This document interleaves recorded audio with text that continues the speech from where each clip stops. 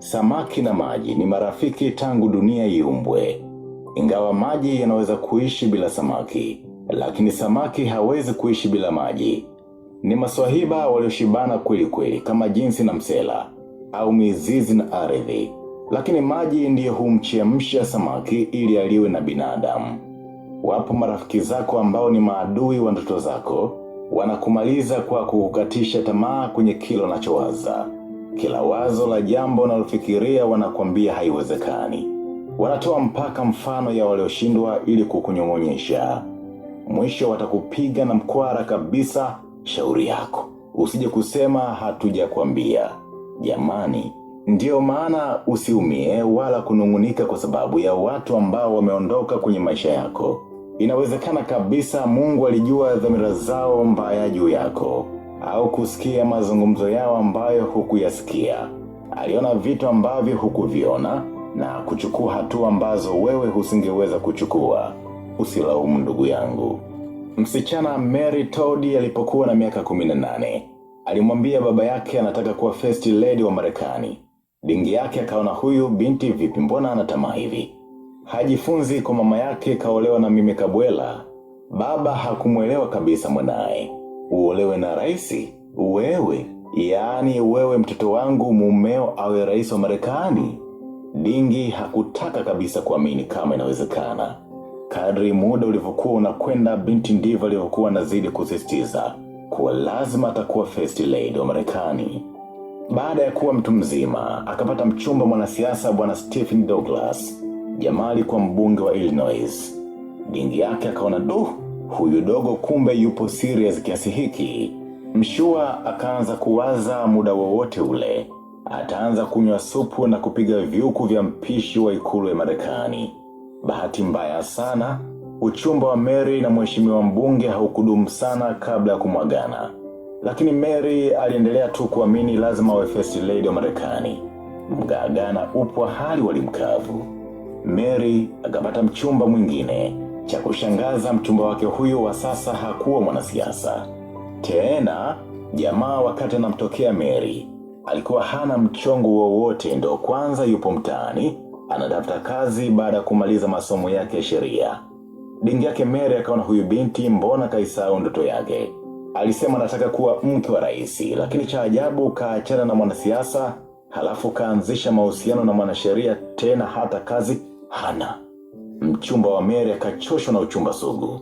Akabeba jumla mtoto wa mzee Todd kwa ndoa takatifu. Mzee ikabidi auchune tu, atafanya nini sasa? Na mwanaendo kashapenda. Kimoyomoyo anawaza namna alivyopoteza nafasi ya kuitwa mkwe wa rais wa nchi. Mtoto wake kuolewa na haka kajamaa kasichokuwa hata na nyama kwake ilikuwa kupoteza ndoto za kula ugali wa ikulu ya Marekani. Maisha ni fumbo. Mwaka 1661, Dingi akiwa na miaka 80, alishuhudia haka kajamaa alichokuwa na kadharau kanashinda urais wa nchi ya Marekani. Ilipita miaka 17 tangu mtoto wake afunge ndoa na mwanasheria huyu asiye mwanasiasa. Huyu ndiye Abraham Lincoln, rais wa 16 wa Marekani, aliyemuoa Mary Todd. Mama ambaye tangu akiwa binti wa miaka 18 alisema yeye anataka kuwa first lady wa Marekani. Usiishi kizembezembe, uwe na malengo makubwa. Mpaka sasa una miaka kibao, hujui unataka kuwa nani kwenye dunia hii. Weka picha unavyotaka kuwa kwenye kichwa chako, halafu ishi ndani ya picha hiyo. Sio unapinda tu kama flyover za Dubai. Duniani haupo na mbinguni unatafutwa. Determination, consistency, focus na sacrifice ndiyo njia ya kupita kuelekea kwa bwana mafanikio. Huyu ndiye aliyekuwa mke wa Abraham Lincoln miaka 16. Wewe unataka wakuelewe kesho tu. Vumilia, watakuelewa. Usiwalaumu tu hata ikipita miaka zaidi ya 17 kama Mary. Ipo siku tu brother. Mungu hana utamaduni wa kumwacha mwenye haki. Ufunguo wa kufeli ni pale unapotaka kumfurahisha kila mtu. Fanya unachoamini ni sahihi. Fanya.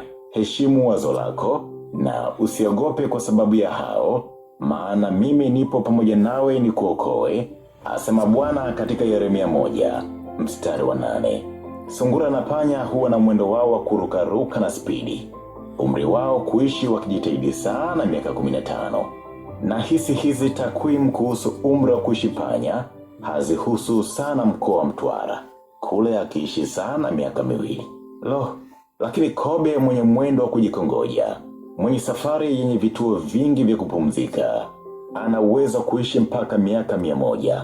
Moja ya kitu ambacho watu wengi wanapenda ni mafanikio ya haraka. Wengi wanapenda kulala maskini na kuamka matajiri. Wengi kila siku wanatafuta fursa kuwapatia pesa kwa haraka na kwa muda mfupi sana. Watu wengi hawapendi kusumbuka, kuweka juhudi, kujituma, kuvumilia na kujipa muda kutosha kabla hawajaona matokeo. Watu wengi wanatafuta njia mkato. Wengi hawakuelewi ukiwaambia mafanikio yanahitaji kujitoa, kujituma, kwenda hatua ya ziada na kutofanya kawaida. Watu wengi hawataki kutoka jasho. Wengi ni wavivu.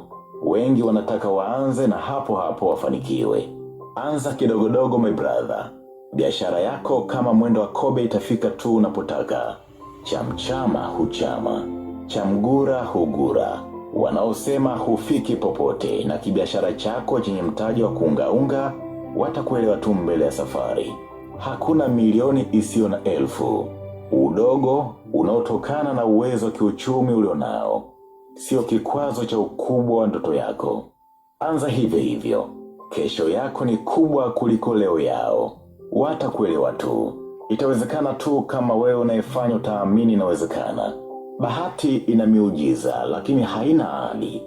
Kwenye makosa 10 anayofanya binadamu katika kutimiza ndoto zake, lipo kosa moja linalojirudia. Hili ni kutaka kumeza kabla kutafuna. Brother, waliosema maisha ni safari hawakukurupuka. Kuna kila aina ya abiria upo nao kwenye basi. Kila mmoja ana kituo chake cha kushuka na anajua anapokwenda. Hatima ya unachokifanya unajijua wewe, usikatishwe tamaa. Tabia ya kuishi kwenye mawazo ya wengine itakufanya kila siku uishi ndoto zao. Mwisho wake ni sawa na mpira wa makaratasi tuliocheza utotoni. Unapiga chenga timu nzima, unafika golini ufunge, unakuta goli hakuna. Kumbe mwenye ndala zake ameitwa kwao. Nguo ya kuazima haina stara. Fanya unachofanya, kama ni mali ya akili ni zako, watakuelewa baadaye. Wazee baba na wazee mama, urefu wa ufupi ni kazi ya Mungu, lakini kufanikiwa na kutofanikiwa unachagua wewe mwenyewe. Dunia kitu dhaifu, binadamu jitetee. Umevaa wigi lako, umependeza mwenyewe, anakuja mtu anakuuliza kwa nini unavaa haya madude, yana faida gani? Hajui kama mwenyewe anakusaidiaga kula sahani 2 za wali kwenye misiba na harusi. Vaa tu mama yangu. Faida yake unaijua mwenyewe. Kama hawakuelewi wakati huu, usilalamike sana kwa sababu muda mfupi ujao watakuelewa. Usiwalaumu kwa kuwa hawakuelewi. Mbio za kasa si mbio, lakini humfikisha mbali. Ipo siku watakuelewa tu kwa nini unatoka asubuhi msafi, unarudi mchana umechafuka. Ukiendekeza kulalamika, jua una udhaifu toleo la kwanza. Kuna vitu vingi sana haviko sawa kwenye jamii zetu tunazoishi. Wengi wanaona ni sawa kulalamika kwa sababu kweli kuna matatizo na changamoto kwenye maisha na jamii zetu. Siku haziwezi kuisha bila kupata changamoto au jambo la kulaumu. Kuanzia nyumbani, ofisini, barabarani na sehemu ya biashara. Pote lazima utakutana na jambo ambalo utaona ni haki kabisa kulaumu. Ubaya wa kulaumu ni kwamba tatizo halitatuliwi na linaendelea kubaki pale pale. Unakuwa umepoteza nguvu zako na mambo yanaendelea kuwa yale yale. Acha kulalamika rafiki yangu. Kama huwezi basi badilisha jinsi unavyolichukulia. Usilalamike na kushindwa kwao kukuelewa wakati huu. Hautofanikiwa mpaka utakapoweza kuwapuuza wasiokuelewa. Every man his own university, aliandika Russell H. Conwell. Ngoja nikuchape kwanza na vifungu vya Biblia ukae sawa, ili uachane na hofu ulionayo kwa sababu hawakuelewi. Usiogope, kwa maana mimi ni pamoja nawe. Usifadhaike, kwa maana mimi ni Mungu wako. Nitakutia nguvu, naam, nitakusaidia, naam, nitakushika kwa mkono wa kuume wa haki yangu. Isaya 41 mstari wa 10. Pita kwenye Warumi 8 mstari wa 15.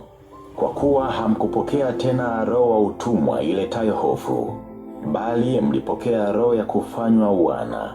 Nenda pia kwenye kitabu cha pili cha Timotheo sura ya 1 mstari wa 7.